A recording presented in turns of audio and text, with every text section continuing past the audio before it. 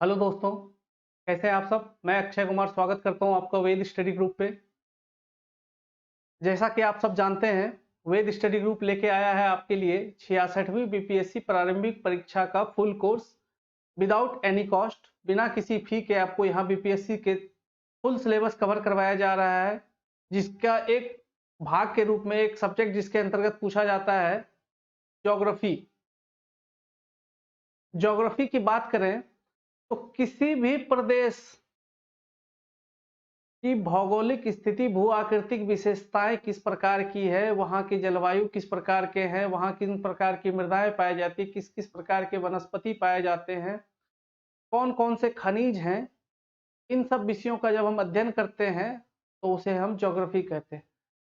Geography अर्थात पृथ्वी पर उपस्थित तमाम चीजों के बारे में अध्ययन जहां करते हैं उसे ज्योग्राफी कहते हैं। यह ज्योग्राफी सब्जेक्ट जो है बीपीएससी ही नहीं, जितने भी कॉम्पिटिटिव एग्जाम होते हैं उसमें ज्योग्राफी से जुड़े हुए सवाल हमारे आते हैं।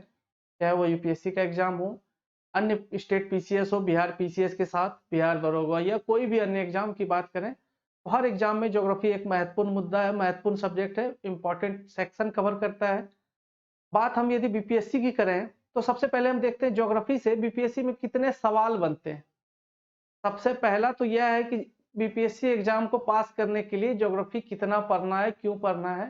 तो वेटेज देख लेते हैं। वेटेज का पता चल जाता है जब हम विगत वर्षों के प्रश्नों का अध्ययन करते हैं, उसको एनालाइज करते हैं प्रश्नों को, तो हम पाते हैं कि ज्योग्राफी से जुड़े हुए बीपीएससी में ज्योग्राफी से जुड़े हुए प्रश्नों की संख्या तकरीबन 15 सवाल, 10 से 15 सवाल के अप्रॉक्स प्रत्येक एग्जाम में पूछे जाते रहे हैं। ज्योग्राफी से जो सवाल पूछे जाते हैं वह सवाल हमें ज्योग्राफी के सिद्धांतों पर नहीं, ज्यादातर सवाल ज्योग्राफी के फैक्ट के बेस पे होती है, फैक्चुअल इंफॉर्मेशन की मांग करती है। परंतु फैक्चुअल इंफॉर्मेशन को याद रखने के लिए भी हमें सिद्धांतों के ज्योग्राफिकल थीरीज को जानना बहुत जरूरी है, बहुत महत्वपूर्ण है, ताकि हम उन सिद्धांतों के आधार पर यह देख सके, समझ सके कि हमारे देश की ज्योग्राफी की कंडीशन क्या है, ज्योग्राफिकल कंडीशन क्या है, हमारे देश की ज्योग्राफिकल अवस्थिति कैसी है। क्योंकि ज्योग्राफिकल कंडीशन ही बहुत कुछ निर्धारित करती है। जैसा कि आपने सुना होगा कि ज्योग्राफी इतिहास को निर्धारित करने वाला सबसे महत्वपूर्ण फैक्टर है। ज्योग्राफी क्या निर्धारित करती है? ज्योग्राफी इतिहास को निर्धारित करती है। ज्योग्राफी ही बताती है हमें कि किस प्रदेश में किस प्रकार का शासन व्यवस्था होगा, कैसे लोगों का रहन सहन होगा, किस प्रकार के उनके खान पान के व्यवहार होंगे। ज्योग्राफी हमें बताएगी कि किस प्रकार के वेशभूषा वहां के लोग पहनेंगे। जैसे भारत की बात करें तो भारत उष्णकटिबंधीय जलवायु प्रदेश में आती है, अर्थात गर्म प्रदेश में आता है। तो इसी कारण हमारे वेशभूषा क्या है, हम कॉटन के वस्त्रों का ज्यादा प्रयोग करते हैं, कॉटन क्लॉथ, ढीले ढाले कपड़े पहनते हैं। धोती कुर्ता हमारा देश की संस्कृति रही है पहनना, तो ढीले ढाले वस्त्र हम पहनते रहे। इसी प्रकार जब हम यूरोपीय देशों की बात करें जहां वर्ष भर ठंड रहती है, तो वहां के कपड़ों के देखें तो वो किस प्रकार के कपड़े पहनते हैं, मोटे कपड़े पहनते हैं, टेरिकॉटन या फिर अन्य प्रकार के कपड़े जो गर्म रखते हो, गर्म प्रकार के कपड़े पहनते हैं। शरीर से चिपके हुए कपड़े होते हैं, टाइट कपड़े होते हैं। तो ज्योग्राफी डिसाइड करती है कि हमारे कपड़े किस प्रकार के होंगे। उसी प्रकार खान पान का निर्धारण कौन करती है? ज्योग्राफी करती है। तो ज्योग्राफी तो एक महत्वपूर्ण सब्जेक्ट है ही। ऐसे भी हमें एक जागरूक व्यक्ति को, एक जागरूक शिक्षित व्यक्ति को ज्योग्राफी के बारे में थोड़ी बहुत सामान्य जानकारी होनी ही चाहिए। तो ज्योग्राफी के अंतर्गत हम एग्जाम की बात करें, बीपीएससी एग्जाम में ज्योग्राफी का क्या रोल है, उसके अंतर्गत हमें किन किन विषयों को, किन किन मुद्दों को पढ़ना है, किन किन टॉपिक को ज्योग्राफी के अंतर्गत पढ़ना है, जिससे हम एग्जाम के अंतर्गत अधिक से अधिक सवाल को सॉल्व कर सके और अपनी सफलता को सुनिश्चित कर सके। तो ज्योग्राफी के हम अध्ययन जो करेंगे, ज्योग्राफी के अंतर्गत जो हम अध्ययन करेंगे उसको दो वर्गों में बांटकर हम देख सकते हैं। या 3 वर्गों में बांटकर भी देखा जा सकता है। बीपीएससी के अंतर्गत जो ज्योग्राफी से जुड़े हुए सवाल आते हैं हमारे एग्जाम में, उसको 3 वर्गों में बांटकर हम देख सकते हैं। सबसे पहला भारत का भूगोल, भारत का भूगोल या इंडियन ज्योग्राफी, भारत का भूगोल या इंडियन ज्योग्राफी।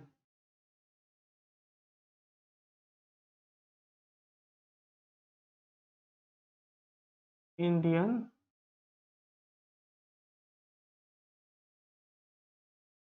ज्योग्राफी। इसके अंतर्गत हम लोग क्या अध्ययन करेंगे दोस्तों, क्या पढ़ेंगे इसके अंतर्गत?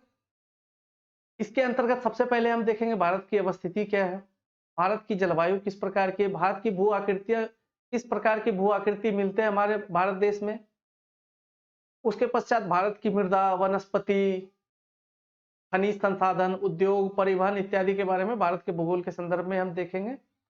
हमारे बीपीएससी एग्जाम में या बिहार एसआई के एग्जाम में, बिहार दरोगा के एग्जाम में जो सवाल पूछे जाते हैं हमारे सिलेबस में, जो ज्योग्राफी से सवाल बनते हैं, तो सबसे ज्यादा सवाल जो, जैसे ये 15 क्वेश्चन बीपीएससी प्रीलिम्स में पूछ रही है, तो इसमें ज्यादा प्रश्न जो है, ज्यादातर प्रश्न भारत के भूगोल से ही संबंधित है। जैसे भारत के अपवाह तंत्र से संबंधित प्रश्न है, गंगा के उद्गम कहां से होती है, गंगा किन किन शहरों से होकर गुजरती है भारत में या बिहार में, गंगा के किनारे बसे हुए बड़े शहरों का नाम बताएं। इसी प्रकार हिमालय पर्वतीय क्षेत्र है, तो कौन से दर्रे हैं, कौन कौन सी चोटियां हैं हिमालय की, ट्रांस हिमालय क्या है, ये सब क्या है, भू आकृतिक विशेषताएं है भारत की। या हम बात करें कि तांबा खनिज या सोना खनिज कहां से मिलती है, तो ये सब प्रश्न हम कहां से देखते हैं, ज्योग्राफी के अंतर्गत इसका अध्ययन हम करते हैं दोस्तों। ज्यादातर प्रश्न हमारे ज्योग्राफी में जो पूछे जाते हैं वो हमारे बनते हैं इंडियन ज्योग्राफी से। दूसरा पार्ट जब हम ज्योग्राफी के बिहार के एग्जाम को संदर्भ में रख के देखें, तो दूसरा पार्ट आता है हमारा वर्ल्ड ज्योग्राफी या विश्व के भूगोल।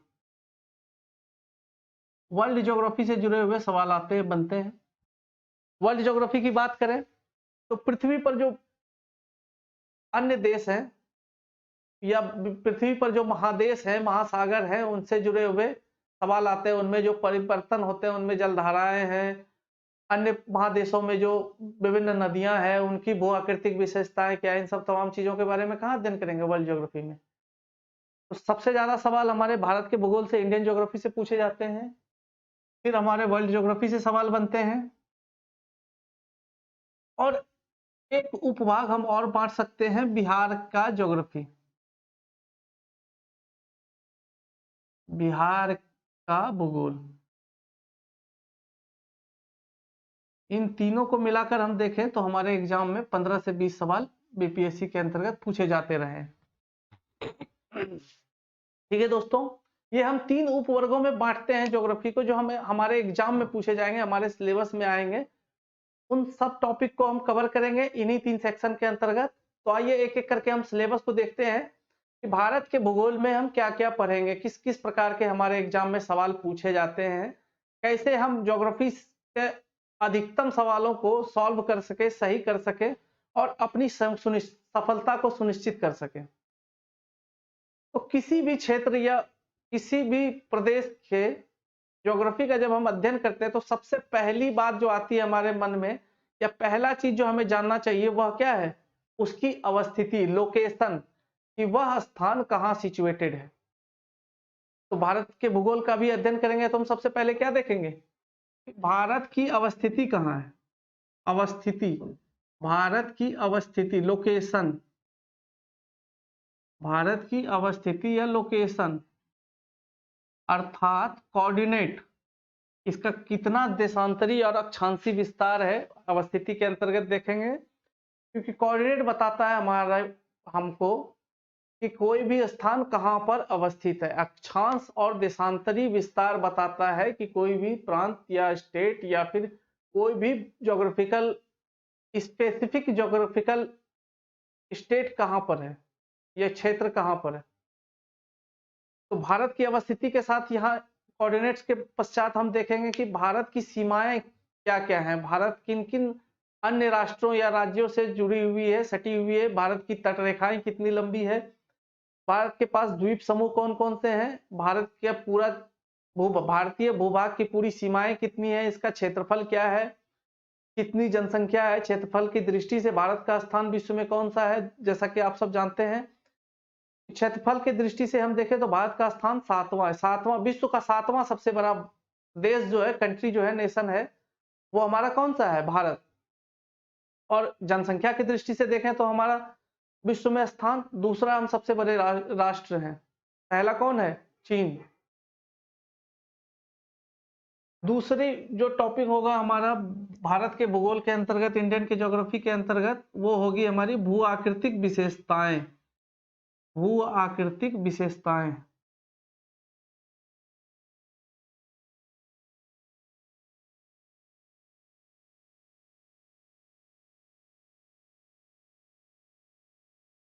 भू आकृतिक विशेषताएं, भारत की भू आकृतिक विशेषताएं। भू आकृतिक विशेषताओं के अंतर्गत हम क्या पढ़ते हैं, पृथ्वी के क्रस्ट पर या भू प्रॉपर्टी पर पाए जाने वाले उच्चावच को भू आकृति कहते हैं। जैसे पर्वत है, पठार है, घाटी है, नदी द्रोणी है, अपवाह तंत्र है, मरुस्थल है, मैदान है, इन सब विषयों को कहाँ पढ़ते हैं, भू आकृतिक विशेषताएं हुई है। भू प्रॉपर्टी पर मौजूद उच्चावच को ही हम क्या कहते हैं दोस्तों, भू आकृतिक विशेषता या फिजियोग्राफी, फिजियोग्राफी ऑफ इंडिया। उसके पश्चात हमारा तीसरा टॉपिक होगा दोस्तों, अपवाह तंत्र। अपवाह तंत्र या ड्रेनेज सिस्टम, अपवाह तंत्र या ड्रेनेज सिस्टम।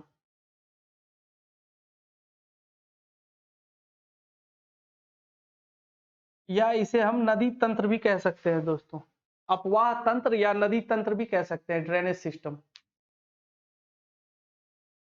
हम देखेंगे इसके पश्चात भूआकृतिक विशेषताओं के वर्गीकरण के पश्चात कि भारत में कितनी प्रमुख नदियां हैं, उनकी कौन कौन सी सहायक नदियां हैं, वह उसका उद्गम स्थान का है, वह किन किन राज्यों से होकर गुजरती है, वह कहाँ समुद्र में मिलती है,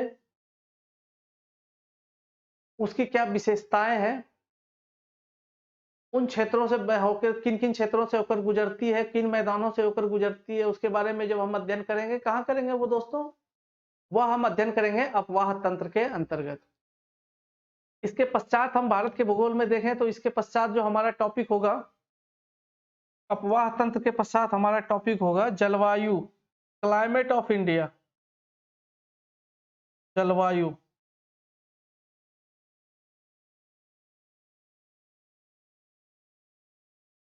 भारत की जलवायु, क्लाइमेट ऑफ इंडिया। कितने प्रकार के जलवायु पाए जाते हैं।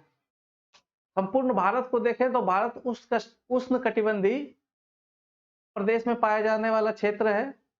यहाँ की जलवायु मानसूनी प्रकार की जलवायु है। तो क्या संपूर्ण भारत के हर एक क्षेत्र में इसी प्रकार की जलवायु पाई जाती है, तो उसको हम देखेंगे कि जलवायु के निर्धारण में अक्षांश ही सिर्फ एक कारण नहीं है, अपितु इस और अन्य फैक्टर कार्य करते हैं, और उच्चावच इसके अंतर्गत एक महत्वपूर्ण फैक्टर कार्य करता है। जैसे भारत में ही देखें तो संपूर्ण भारत लगभग उष्णकटिबंधीय प्रदेश में तो आते हैं, परंतु भारत के उत्तरी क्षेत्र में कुछ राज्य ऐसे हैं जहां पे जलवायु समशीतोष्ण प्रकार की पाई जाती है।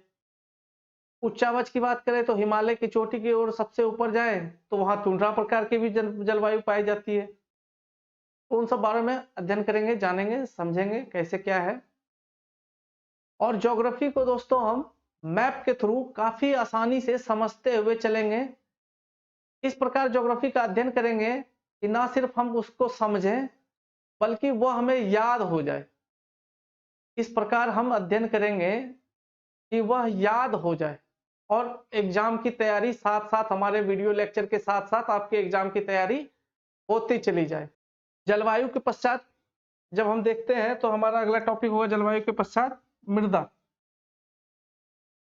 क्या होगा हमारा अगला टॉपिक, मृदा, सॉइल।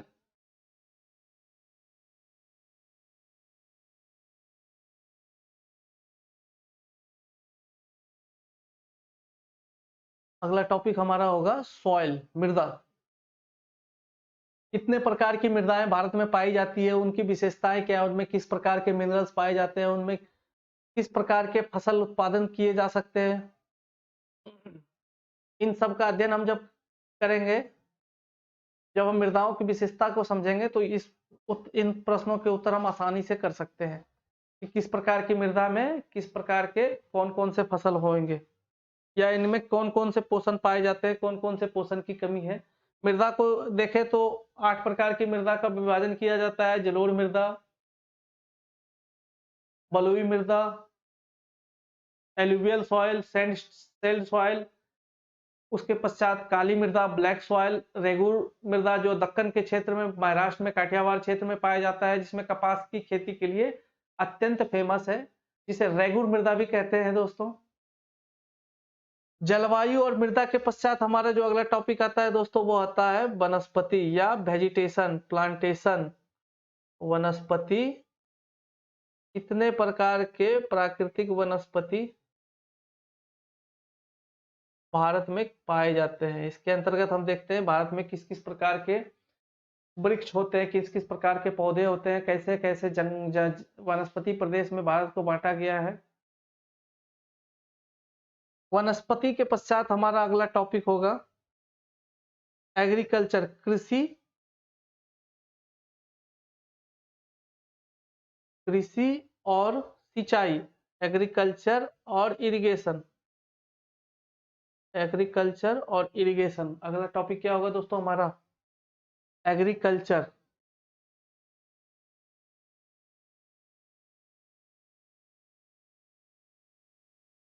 एग्रीकल्चर और इरिगेशन।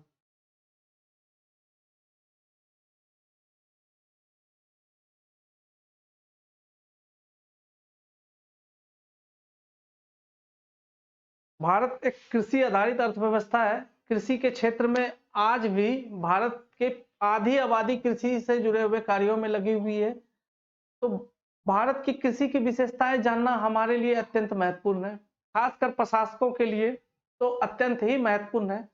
जब तक हम किसी भी प्रदेश की कृषि की विशेषताओं का बारे में नहीं जानेंगे, तो हम वहां की सामाजिक संरचना इत्यादि के बारे में बिल्कुल भी नहीं समझ सकते। कृषि के पश्चात जो हमारा अगला टॉपिक होगा दोस्तों, वह होगा खनिज संसाधन, मिनरल्स। खनिज संसाधन या मिनरल्स। कौन कौन से प्रकार से खनिज पाए जाते हैं, जैसे कोयला एक ईंधन खनिज है, पेट्रोलियम ईंधन है, ऊर्जा के स्रोत के रूप में कार्य करती है। उसी प्रकार लोहा, सोना, तांबा, चांदी, एल्युमिनियम, जिनका उपयोग हम विभिन्न प्रकार के उद्योगों में, वस्तुओं के निर्माण में, या फिर अन्य वाहनों के निर्माण में, या किसी भी प्रकार के मानव उपयोग की वस्तुओं के निर्माण में खनिज संसाधन का उपयोग किया जाता है। दवाइयों के निर्माण में खनिज संसाधन का उपयोग किया जाता है। तो खनिज संसाधन का विभाजन देखेंगे, डिस्ट्रीब्यूशन कहाँ कहाँ भारत में है, कौन कौन से राज्य में कौन कौन से खनिज पाए जाते हैं, किस राज्य की स्थिति जो है, क्रम क्या है, कहाँ तांबे का उत्पादन सर्वाधिक होता है। तांबे के उत्पादन के लिए विख्यात खेतरी का जो है, राजस्थान में अवस्थित है खेतरी का खान माइनिंग क्षेत्र। कोयले के लिए जैसे दामोदर घाटी प्रसिद्ध है, तो इन सबको भी देखे चले जाएंगे। खनिज के पश्चात अगला टॉपिक हमारा दोस्तों क्या हो जाएगा, उद्योग, इंडस्ट्रीज। उद्योग, उद्योग के लिए क्या क्या आवश्यक है दोस्तों। किसी भी प्रकार के उद्योग को स्थापित करने के लिए, उद्योग में क्या होता है, उद्योगों के अंतर्गत कच्चे पदार्थ से मानव उपयोग की वस्तु बनाई जाती है। तो कच्चा पदार्थ उद्योग दो प्रकार के हो सकते हैं, जो खनिज पदार्थ पर आश्रित हो, या फिर जो खाद्य पदार्थों से बनाए जाने वाले हों।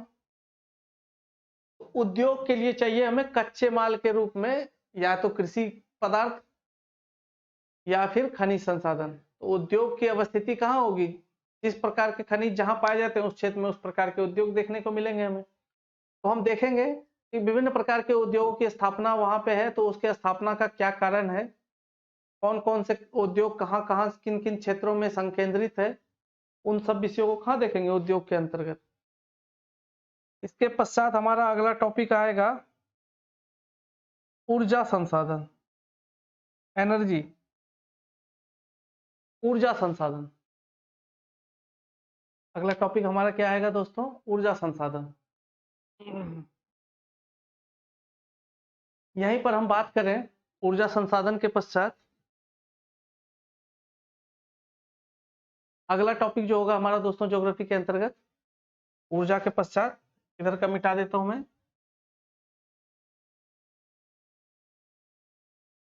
ऊर्जा संसाधन के पश्चात हम पढ़ेंगे परिवहन या यातायात के साधन, परिवहन या ट्रांसपोर्टेशन।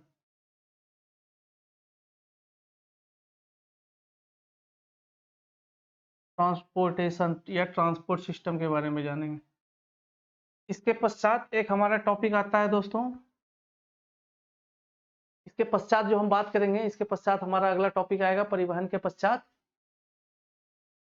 परिवहन के पश्चात हमारा अगला टॉपिक जो होगा दोस्तों वह होगा जनसंख्या, जनसंख्या या पॉपुलेशन, जनसंख्या या पॉपुलेशन।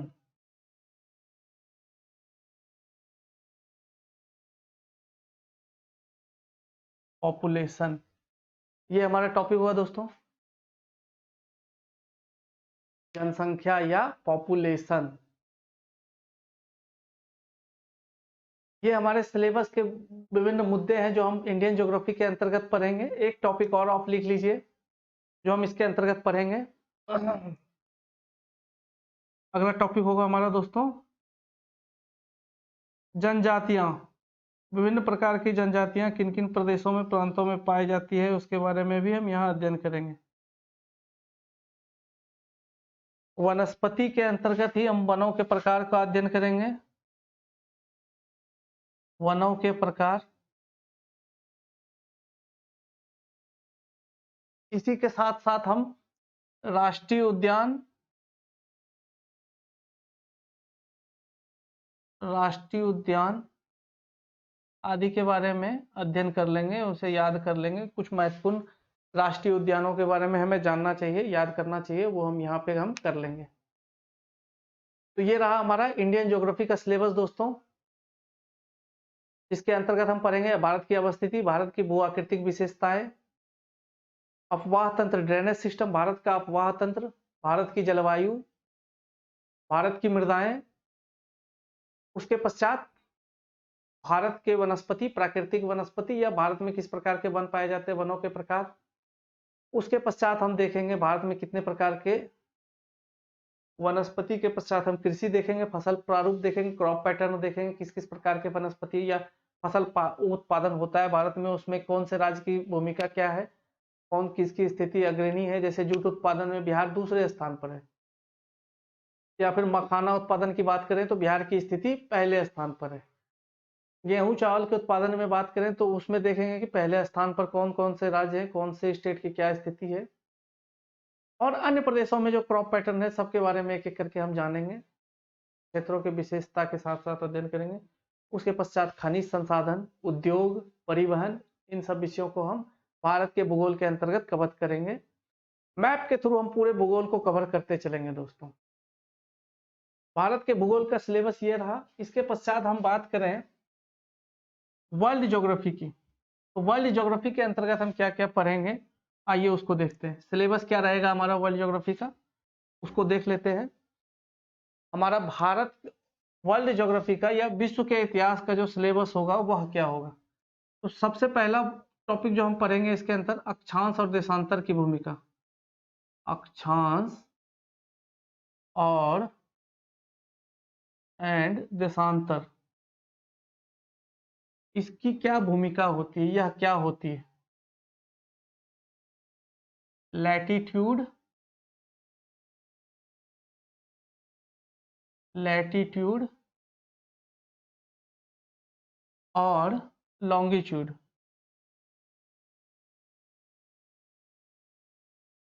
इसकी क्या भूमिका होती है, यह क्या होते हैं, इसका क्या भूमिका है, इसका पृथ्वी पर किस प्रकार व्यवहार निर्धारण किया जाता है, इससे हमें क्या क्या पता चलता है, किन किन प्रकार की जानकारियां इससे प्राप्त हम करते हैं, इसको देखेंगे।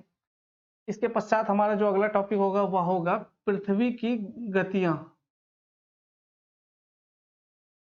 पृथ्वी की गतियां या movement of earth, earth movement. जैसा कि हम सब ने बचपन में पढ़ा है कि पृथ्वी एक तो सूर्य के चक्कर लगाती है और दूसरा पृथ्वी अपने अक्ष पर भी घूमती रहती है।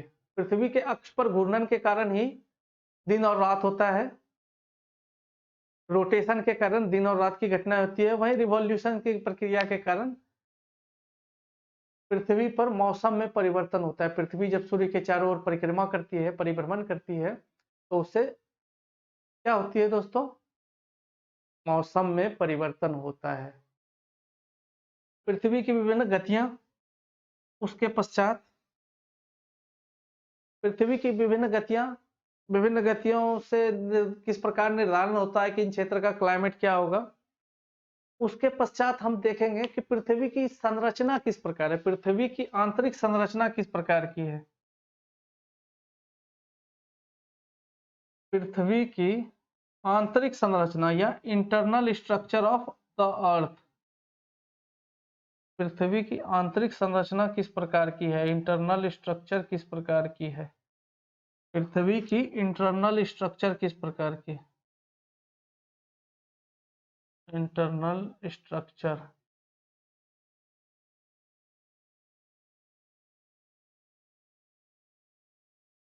आपने पढ़ा होगा दोस्तों कि पृथ्वी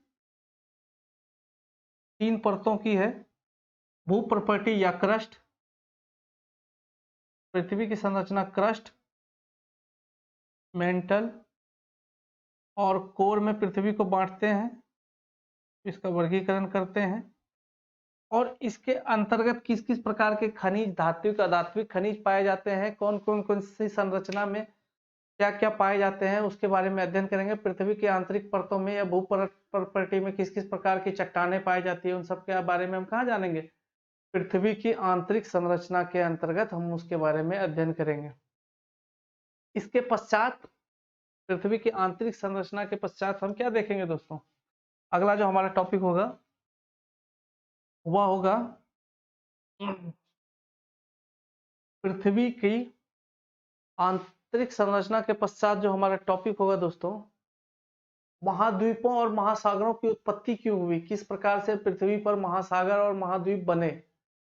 पृथ्वी पर महासागरों और महाद्वीपों की उत्पत्ति, महाद्वीपों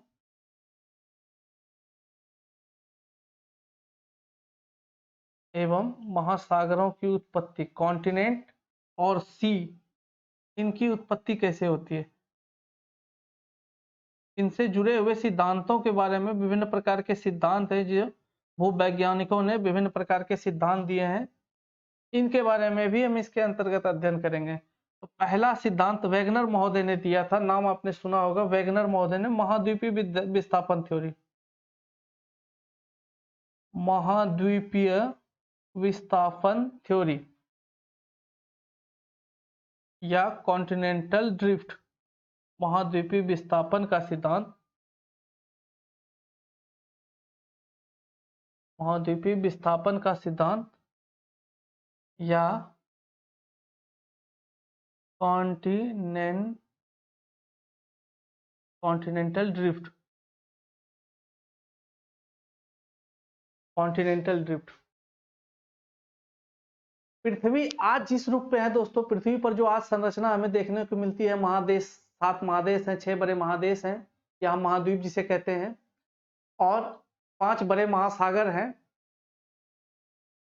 क्या हमेशा से पृथ्वी पर इसी प्रकार की संरचना थी? नहीं दोस्तों, ये सारे महाद्वीप आपस में जुड़े हुए थे और इनके बीच एक विशाल महासागर था जो आज से लाखों वर्ष पूर्व एक दूसरे से टूटकर अलग हो गए और आज के वर्तमान स्थिति में पहुंच गए। महाद्वीप निरंतर अलग अलग दिशाओं में गमन कर रही है, आज भी गमन कर रही है। तो उन्हीं सिद्धांतों को देखेंगे, जैसे हमारे भारत देश की उत्पत्ति हुई, हिमालय की उत्पत्ति कैसे हुई। तो उनका भी प्रश्न का जवाब हमें यही मिलेगा कि महान हिमालय की उत्पत्ति कैसे हुई, किस कालखंड में महान हिमालय की उत्पत्ति हुई, या फिर हिमालय के विभिन्न श्रेणियां जो है उसकी उत्पत्ति, विभिन्न रेंजों की उत्पत्ति किन किन समयों में हुई है, उसके कारण क्या थे, उन सिद्धांतों का अध्ययन हम कहाँ करेंगे, महाद्वीपों और महासागरों की गतियों के अंतर्गत। इसके पश्चात हम पढ़ेंगे यहाँ दोस्तों प्लेट विवर्तनकी सिद्धांत। प्लेट विवर्तनकी प्लेट विवर्तनकीय सिद्धांत यहां पढ़ेंगे दोस्तों हम प्लेट विवर्तनकीय सिद्धांत। प्लेट विवर्तनकीय सिद्धांत क्या है दोस्तों, तो महाद्वीपों और महासागरों की उत्पत्ति से संबंधित ही यह एक टॉपिक है, जिसके अंतर्गत हम देखते हैं एक सिद्धांत है कि महासागरों और महाद्वीपों की उत्पत्ति किस समय हुई। महासागरों और महाद्वीपों की वर्तमान स्थिति के पीछे जो कारण है, जो सिद्धांत कार्य कर रहे हैं, उसका अध्ययन विभिन्न भूवैज्ञानिकों ने किया, साइंटिस्टों ने किया, और सिद्धांत कई प्रकार के सिद्धांतों का प्रतिपादन किया, जिसमें से सर्वप्रथम वैगनर महोदय ने महाद्वीपीय विस्थापन सिद्धांत थ्योरी दिया, कॉन्टिनेंटल ड्रिफ्ट थ्योरी कहते हैं। अगला हमारा है प्लेट विवर्तनकीय सिद्धांत या प्लेट टेक्टोनिक थ्योरी। पृथ्वी की जो संरचना या महाद्वीपों या महासागरों की जो संरचना है, सभी जो है प्लेट के रूप में है, टुकड़े के रूप में है, जो निरंतर अलग अलग दिशाओं में गमन करती है। जैसा कि महाद्वीपीय सिद्धांत के अंतर्गत भी है कि प्लेटों की बात है, तो विभिन्न प्रकार के प्लेटों के बीच कितने प्रकार के संचरण है, उसके संचरण के कारण कौन कौन सी भूआकृतिक प्रदेशों का निर्माण भारत में हुआ है, उन तमाम विषयों को हम कहाँ देखेंगे, यहाँ महासागरों और महाद्वीपों की उत्पत्ति के अंतर्गत। प्लेट विवर्तनकीय सिद्धांत, उसके पश्चात सागर के नीतल का प्रश्न सिद्धांत है एक। अगला टॉपिक क्या है, इनका स्क्रीनशॉट चाहे तो आप ले सकते हैं। यहाँ महाद्वीपों और महासागरों के अंतर्गत हमारा अगला टॉपिक क्या है यहाँ दोस्तों, सागर नीतल प्रसरण। अगला टॉपिक है सागर नीतल प्रसरण, अर्थात सागर तल की जो प्रसार निरंतर हो रहा है उसके क्या कारण है।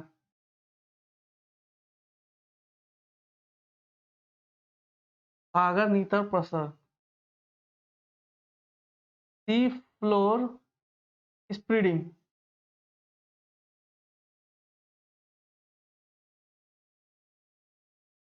सागर नीतल प्रसरण, इसके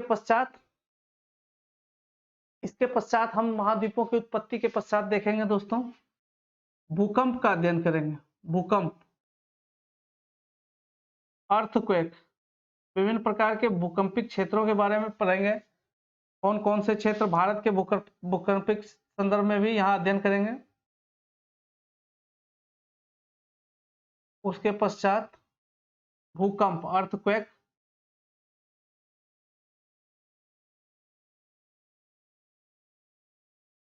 और ज्वालामुखी, वॉल्केनिक इरप्शन, वॉल्केनो के बारे में यहाँ अध्ययन करेंगे।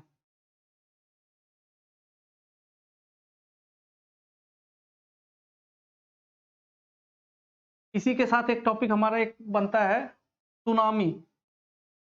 सुनामी जो सागर तल में भूकंप के कारण होती है, सुनामी की उत्पत्ति।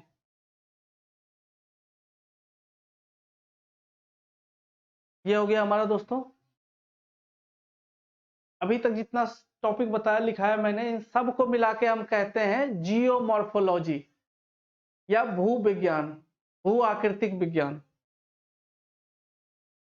वर्ल्ड ज्योग्राफी में। इसके पश्चात दोस्तों हम देखते हैं अगला टॉपिक हमारा क्या होगा। अगला टॉपिक इसके पश्चात हम क्या पढ़ेंगे दोस्तों, इसके पश्चात हम पृथ्वी पर होने वाले परिवर्तनों के बारे में अध्ययन करेंगे।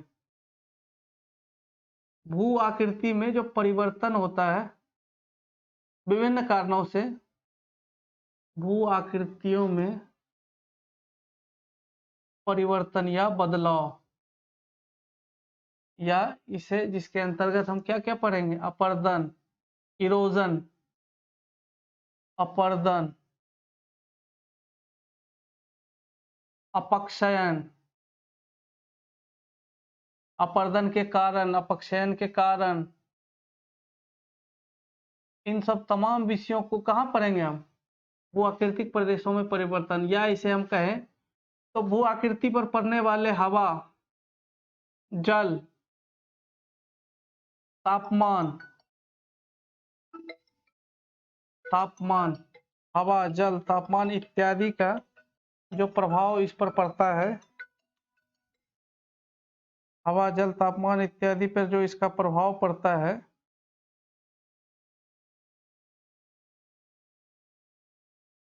जिसके कारण भू आकृति प्रदेशों में भू आकृतियों की संरचना में परिवर्तन आता है, उसे हम कहाँ पढ़ेंगे? इसके अंतर्गत देखेंगे।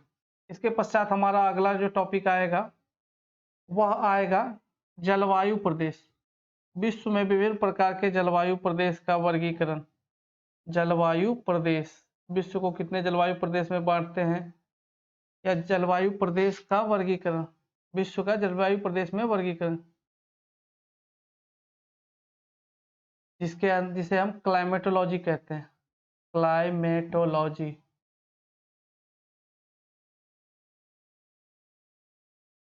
पृथ्वी को कितने प्रकार के जलवायु प्रदेश में बांटा जाता है,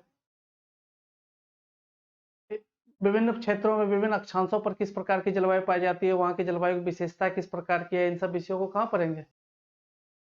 वो पढ़ेंगे क्लाइमेटोलॉजी के अंतर्गत। इसके पश्चात हमारा अगला टॉपिक आएगा वनों के प्रकार। वनों के प्रकार या वनस्पति।